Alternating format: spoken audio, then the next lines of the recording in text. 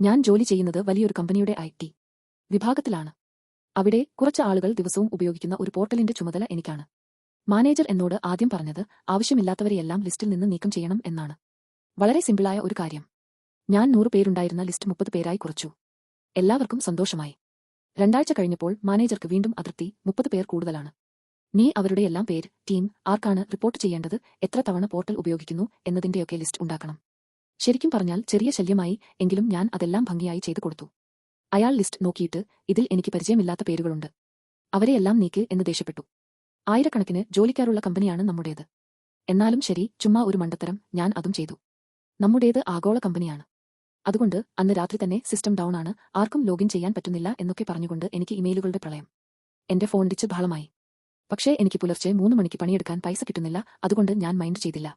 പിറ്റേന്ന് രാവിലെ എന്റെ മാനേജർ വന്ന് നീ എന്തിനാണ് യൂസർമാരെ ഡിലീറ്റ് ചെയ്തത് എന്ന് ചോദിച്ച് എന്നോട് ദേഷ്യപ്പെടുന്നു. എന്നിട്ട് പറയുന്നു അവരെ തിരികെ ചേർക്കണം, പിന്നെ അല്ലാതെ. നിങ്ങൾ തന്ന നിർദ്ദേശമല്ലേ ഞാൻ ചെയ്തത്. 2 ആഴ്ച കഴിഞ്ഞ് അയാൾ വീണ്ടും വന്നു. എനിക്ക് സന്തോഷമില്ല, സിസ്റ്റത്തിന് സുരക്ഷിതമില്ല, ഒരുപാട് പേർക്ക് ആക്സസ് ഉണ്ട്, ബ്ലാഹ് ബ്ലാഹ് ബ്ലാഹ്. ഞാൻ ആലോചിച്ചു, ബ്രോ നിങ്ങൾക്ക് വേറെ പണിയൊന്നുമില്ലേ.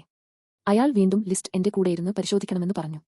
ആ 30 പേരിൽ 27 പേരും ദിവസവും പോർട്ടൽ ഉപയോഗിക്കുന്നവരാണ്. ബാക്കിയുള്ള 3 പേർ, അതിൽ അയാൾ ഉൾപ്പെടുന്നു, ഉയർന്ന മാനേജ്മെന്റാണ്.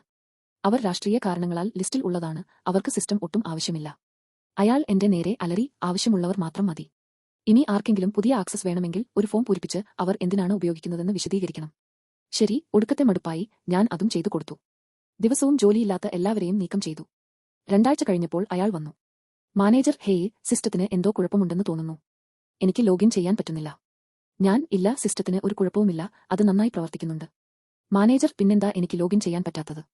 ഞാൻ, ദിവസവും നിങ്ങളുടെ പ്രധാന ജോലിയുടെ ഭാഗമായി പോർട്ടൽ ഉപയോഗിക്കാത്ത എല്ലാവരെയും ഞാൻ നീക്കം ചെയ്തു. 2 ആഴ്ച മുമ്പ് അയാൾ പറഞ്ഞ അതേ വാക്കുകൾ തിരിച്ചങ്ങോട്ട് പറഞ്ഞു. മാനേജർ, എന്നെ തിരികെ ചേർക്കൂ. ഞാൻ, അയാൾ ഉണ്ടാക്കിയ ആ ഫോം എടുത്ത് അയാളുടെ നേർക്ക് നീട്ടി.